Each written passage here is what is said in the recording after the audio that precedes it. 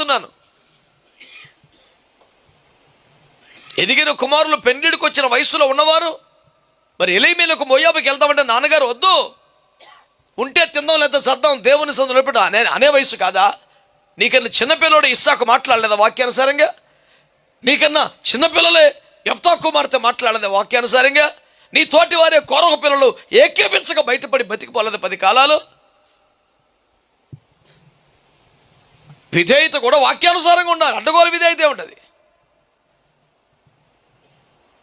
తల్లిదండ్రులకు విధేయులు అవుతాను అనే పేరు మీద దేవునికి అవిధేయత చూపించడం గొప్ప విషయమా?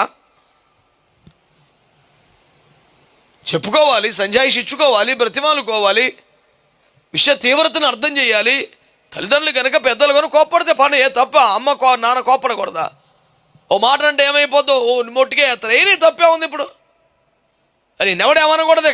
కానీ పరలోకం పెద్ద కుర్చీ చేసేయాలి. పడవ సత్యం కొరకు, పరలోకం కోసం, నీతి కొరకు, ఉన్నత విలువల కోసం. మీకు తెలియదు నాన్నగారు తిడతారు, తిట్టినే నాన్నగారు తిడితే తప్పేటి? నాన్నగారు తిట్టకూడదు, అమ్మ కోప్పడకూడదు,